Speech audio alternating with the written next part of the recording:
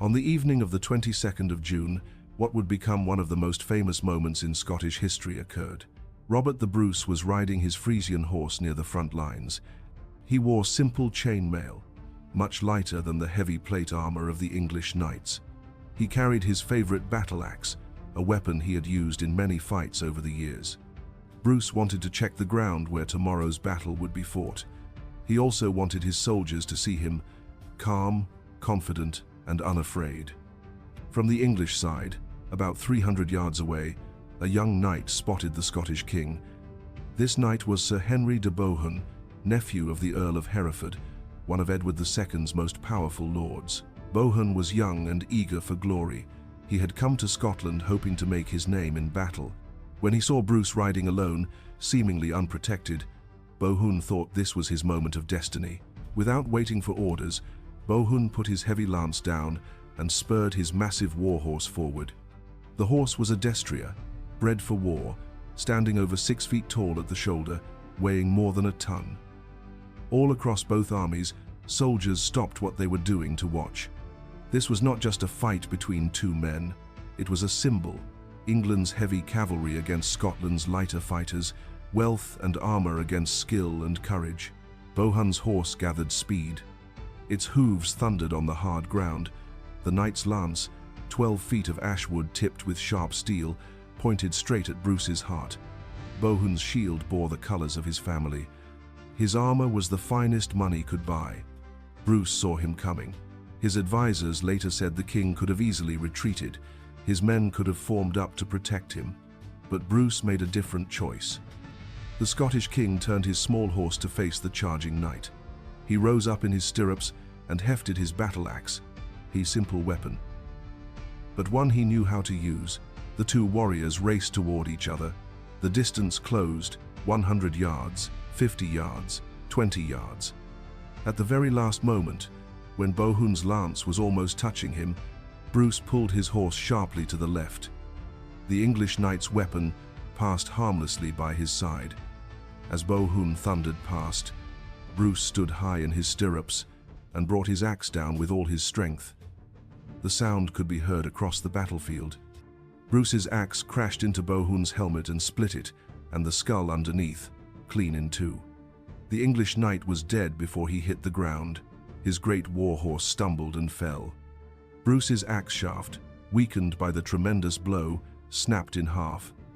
For a moment, the battlefield was completely silent. Then the Scottish soldiers erupted in cheers that could be heard for miles.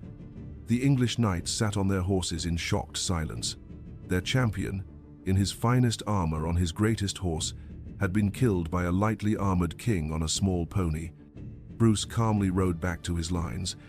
Some of his captains were worried. "My lord," said one, "you should not take such risks.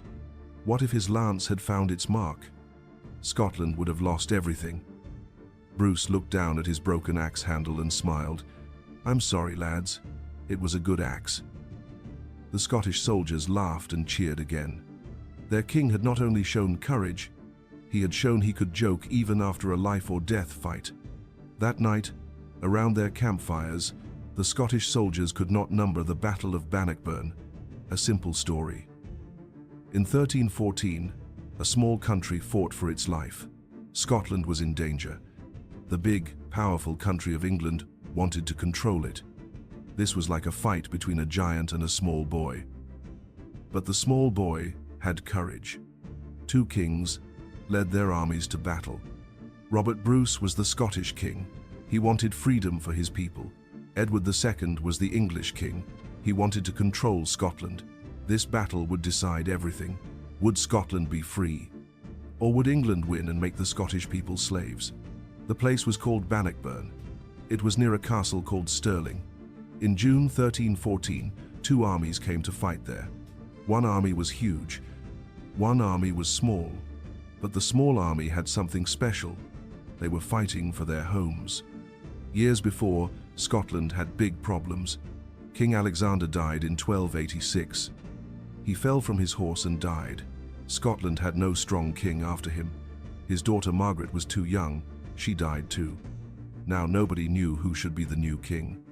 The Scottish lords asked Edward I of England for help. Edward was a mean king. People called him the Hammer of the Scots.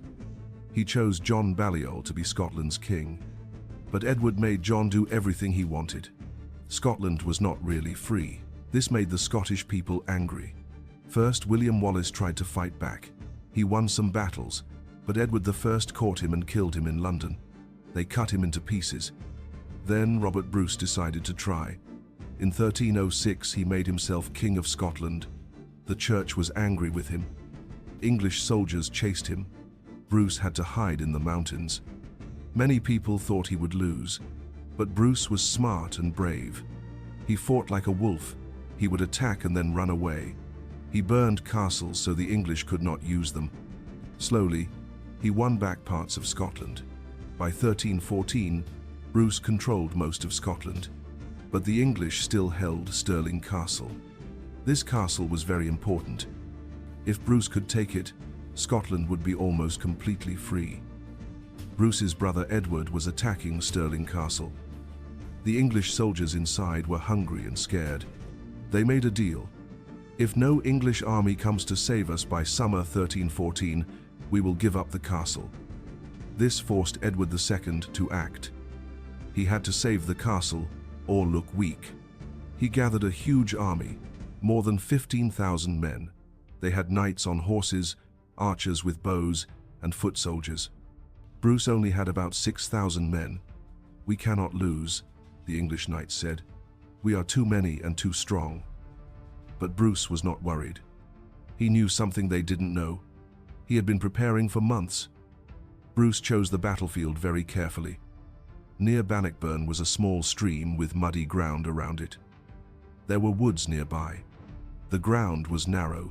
This was perfect for Bruce's plan. "Listen to me," Bruce told his soldiers. "We are few, but we are brave. We fight for our homes, our children, our freedom. They fight because their king tells them to. We will win." Bruce trained his men to fight together with long spears. They made groups called schiltrons. These were like human hedgehogs covered in sharp points. When horses charged at them, the horses would run onto the spears. The English army marched north like a huge snake. There were so many men that local people hid in their houses. The army ate all the food they could find. But Bruce had planned this too. He told all the Scottish farmers, "Take your food and animals, hide them, leave nothing for the English army." When the English soldiers arrived, they found empty barns and fields. On the evening before the battle, something amazing happened. Robert Bruce rode his small horse near the front lines. He wanted to see the battlefield and talk to his soldiers. Bruce wore light armor and carried his battle axe. From the English side, a young knight saw him. The knight's name was Sir Henry de Bohun. He was the nephew of an important English lord. "Look," Bohun shouted, "the Scottish king is alone. I can end this war right now." Bohun put his lance down and rode his big war horse straight at Bruce. All the soldiers from both armies stopped to watch. This was like David fighting Goliath. Bohun's horse was big and fast. His lance was long and sharp. He was covered in heavy armor. Bruce's horse was small. Bruce wore light armor. He only had his axe. The two men rode toward each other. Bohun's lance pointed straight at Bruce's heart. At the last second, Bruce moved his horse to the side. Bohun's lance missed him. Bruce stood up in his stirrups and swung his axe down hard. The axe hit Bohun's helmet and split his head in two. The English knight fell from his horse, dead. Bruce's axe broke from the heavy blow. The Scottish soldiers shouted with joy, "Our king is brave. Our king can beat anyone." The English soldiers were quiet. This was not a good sign for them. Bruce rode back to his men. Some soldiers said, "My lord, you should not take such risks. What if he had killed you?" Bruce smiled. "I'm sorry I broke my good axe." That night, the Scottish soldiers felt strong and confident. Their king had shown them that the English could be beaten. Around their fires, they sharpened their spears and prayed to God. In the English camp, some old soldiers shook their heads. "This ground is not good for our horses," they said. "The Scots know how to fight. This will not be easy." But the young English knights laughed.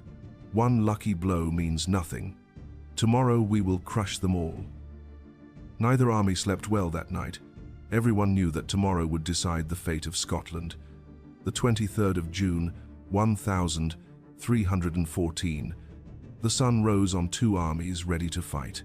The Scottish soldiers stood together in their schiltrons. They looked like giant hedgehogs made of men and spears. Each man held a long spear. They stood so close together that their shoulders touched. "Remember," Bruce told his men, "stay together. Trust the man next to you. When the horses come, do not run. Let them come to our spears." The English knights formed up for a charge. Their horses were big and strong. The knights wore shining armor. They carried long lances and sharp swords.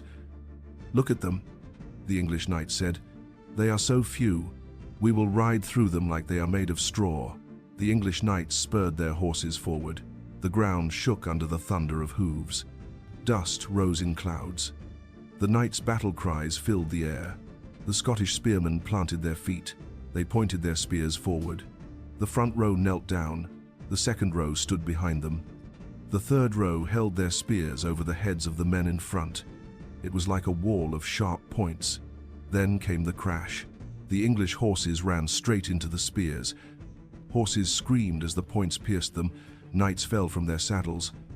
Other horses reared up in fear and threw their riders to the ground. The Scots held firm. "Hold the line! Hold the line!" Their captains shouted. Some English knights tried to break through with their swords, but there were too many spears. When one Scot fell, another man stepped forward to take his place. The English charge was stopped. The mighty knights, who had won battles all over Europe, could not break the Scottish spears. At the same time, other English soldiers tried a different plan. They would cross the Bannockburn stream and attack the Scots from the side, but Bruce had thought of this too. He had soldiers waiting by the stream. The crossing place was narrow and muddy. When the English knights tried to cross, their horses slipped in the soft ground. The heavy armor made it hard for them to swim. Scottish spearmen attacked from both sides of the stream. The English soldiers were trapped. They could not go forward because of the spears. They could not go back because of the water.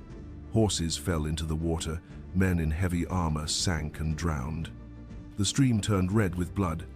"Push them back," the Scots shouted. "Drive them into the water." The English attack by the stream failed completely. Bodies and broken weapons floated downstream. By evening, the first day was over. The English had failed to break through. Many knights were dead. Many horses were killed. In the Scottish camp, men were happy but tired. "We did it," they said to each other. "We stopped the English charge." In the English camp, knights argued with each other. "This ground is too narrow," some said. "We cannot use all our men." Edward II was angry. "Tomorrow we will attack with everything we have. We will crush them." But some wise English soldiers were worried. "These Scots are not like other enemies. They do not run away. They know how to fight." The sun set on Bannockburn. Tomorrow would bring the real battle. The 24th of June, 1314, the day that would change Scotland forever. The sun rose over two armies that both knew this would be the final test. There could be no retreat, no second chances. One king would win everything. The other would lose his crown, maybe his life. But before the great battle began, something beautiful and powerful happened that showed the world what the Scots were really fighting for. Robert Bruce gathered all his men together in the early morning light. Priests and monks, wearing simple brown robes, walked among the Scottish soldiers. These holy men had come to bless the army and pray for Scotland's freedom. "Kneel, my brothers," Bruce called to his men. "Let us ask God to witness our cause." 6,000 Scottish warriors knelt down on the grass as one man. They planted their long spears upright in the earth around them, creating a forest of steel points reaching toward heaven. The morning sunlight caught the spear tips and made them gleam like stars. The priests raised their voices in ancient hymns. The words were in Latin, the sacred language of the church, but every Scottish soldier knew what they meant. "God, look down on your faithful servants. We fight not for gold or glory, but for the freedom you gave to all men. Bless our spears, strengthen our arms, and let our enemies know that Scotland belongs to the Scots." The sound of 6,000 men singing together rose up from the battlefield like thunder. Even the English soldiers, a half-mile away, could hear it clearly. From the English lines, many knights laughed and pointed. "Look at them," they said. "They kneel and beg for mercy before we even attack them." But wiser English commanders were not laughing. Sir Ingram de Umfraville, a veteran of many wars, shook his head grimly. "Those men are not begging for mercy," he told Edward II. "They are preparing to die for their freedom. I have fought the Scots before. When they pray like this, they become very dangerous." Edward II waved away his warnings. "Let them pray all they want. God favors the righteous, and we are righteous. We bring order to a rebellious land." When the prayers ended, the Scottish soldiers rose as one man. But they did not rise quietly. They rose with a roar that shook the earth. "Scotland! Freedom! Bruce!" Their voices carried across the battlefield like a war cry from the ancient Celtic warriors of old. This was not just an army. This was a people standing up for their right to exist. Bruce rode in front of his men on his small grey horse. He carried a new battle axe and wore a simple crown of gold, not the heavy jeweled crown of ceremony, but the plain circlet of a warrior king. "My friends," Bruce called out, his voice carrying clearly in the morning air, "today we fight the greatest battle in Scotland's history. Some of you will not see tonight's stars, but your names will live forever." He paused and looked along the lines of men who had followed him through years of hardship and war. "Your children will ask you, 'Father, where were you when Scotland won its freedom?' You will tell them, 'I was at Bannockburn. I stood with Robert Bruce. I helped make Scotland free.'" The soldiers cheered again, but this time it was different. It was not the wild shout of men going into battle. It was the deep, strong sound of men who knew exactly why they were fighting and were ready to die for it. Across the battlefield, Edward II was making his own preparations. The English king wore magnificent armor made by the finest craftsmen in London. His helmet was crowned with gold. His sword had been blessed by the Archbishop of Canterbury. Around him stood the greatest lords of England, the Earls of Gloucester, Hereford, and Pembroke. These were men whose families had ruled great estates for hundreds of years. They commanded thousands of knights and tens of thousands of foot soldiers. "Today we end this Scottish rebellion forever," Edward declared. "We will crush Bruce and his rabble, then we will rule from the English Channel to the Scottish Islands." But some of Edward's commanders were having second thoughts about their battle plan. "My lord," said the Earl of Gloucester, "yesterday's fighting showed us that direct cavalry charges do not work well on this ground. Perhaps we should try a different approach." Edward's face grew red with anger. "Are you afraid of Scottish peasants with pointy sticks? We have the finest knights in Europe. We have Welsh longbowmen who can put an arrow through armor at 200 yards. We have more men than they do." "It is not fear, my lord," Gloucester replied carefully. "It is good sense. The ground favors them. We should find a way to make them come to us." But Edward II was not in a mood to listen. Yesterday's defeats had hurt his pride. He wanted to crush Bruce quickly and completely, to show all of Europe that England was still the strongest kingdom in the West. "We attack with everything we have," Edward commanded. "Every knight, every archer, every foot soldier. We will bury them under the weight of our numbers." So the greatest army England had ever sent to Scotland prepared for its final assault. The morning mist was lifting. The sun climbed higher in the clear blue sky. Across the narrow battlefield, two very different forces faced each other. On one side, the might of medieval England. Thousands of heavily armored knights on war horses, Welsh longbowmen with their deadly 6-foot bows, professional soldiers from Ireland, France, and Germany. The banners of the greatest noble families in England fluttered above their heads. On the other side, the heart of Scotland. 6,000 men fighting for their homes. Farmers, blacksmiths, shepherds, and fishermen who had taken up spears to defend their freedom. They had no fancy armor, no great war horses, But they had something the English army lacked. They all believed completely in their cause. The stage was set for one of the most important battles in European history. This time, Bruce did something unexpected. Instead of just defending, he ordered his schiltrons to move forward. It was an amazing sight. Great blocks of spearmen looking like giant hedgehogs began walking toward the English army. Step by step, they advanced. Their spears pointed forward like a moving forest. The English knights charged again, but now they had less room to move. The battlefield was narrow. Knights crashed into each other. There was no space to swing their swords properly. Horses ran onto the Scottish spears and died. Knights fell and could not get up in their heavy armor. Other knights trampled them, trying to escape.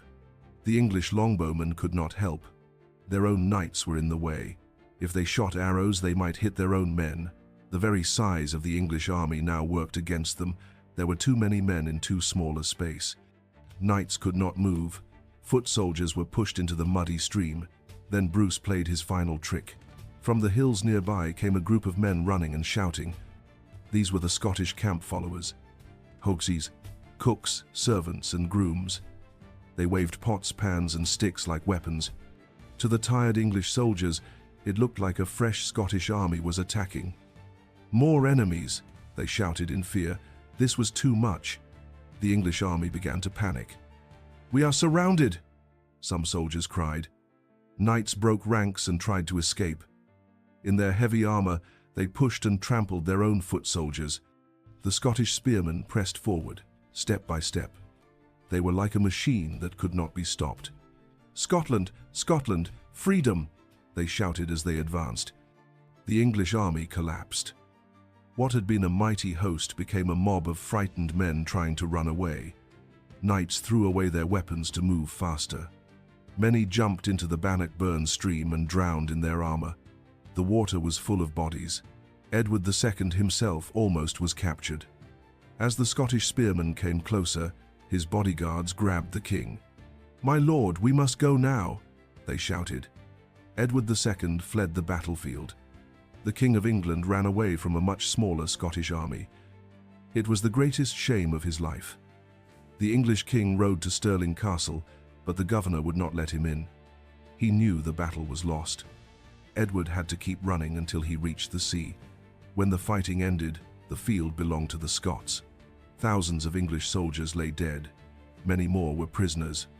The Scottish army had captured horses, weapons, gold, and supplies. But the greatest prize was freedom itself. Scotland had beaten the mighty English army. A small nation had stood up to a great empire and won. The Battle of Bannockburn was over. Scotland was free. Robert Bruce was now truly the King of Scots. No one could doubt his right to rule. He had led his people to the greatest victory in their history.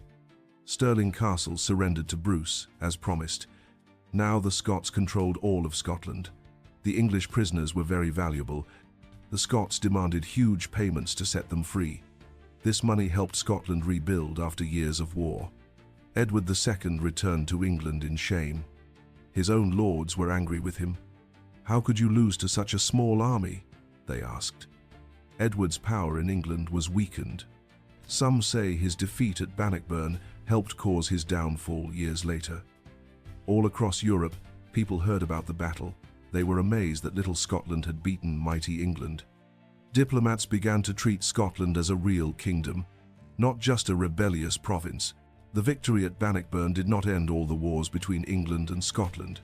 There were still fights and raids for many years, but something had changed forever. England could never again think of Scotland as easy to conquer. Most importantly, the Scottish people now believed in themselves. They had proof that they could stand against any enemy if they stood together. The Battle of Bannockburn teaches us important lessons that are still true today. First, it shows that courage can defeat fear. Bruce's soldiers were afraid. Any sane person would be afraid facing such a huge enemy army. But they did not let fear control them. They fought anyway. Second, it shows that unity is strength. The Scottish soldiers won because they worked together. Each man trusted the man next to him. They moved as one, fought as one, and won as one. Third, it shows that freedom is worth fighting for. The Scots did not fight for gold or glory.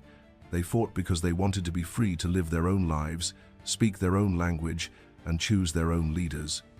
The story of Bannockburn reminds us that when people work together for something they truly believe in, they can do amazing things.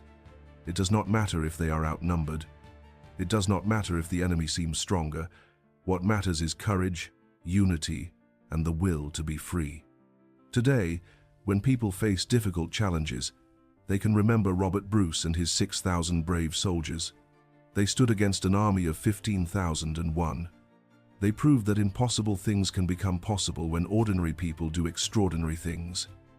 The fields of Bannockburn are quiet now, but the lesson of that battle still speaks to us across 700 years. Freedom is precious. Unity is powerful. Courage can change the world. This is why we remember the Battle of Bannockburn. This is why the story of Robert Bruce and his brave soldiers will never be forgotten. Scotland was free. The small nation had stood tall, and the world learned that sometimes David really can beat Goliath.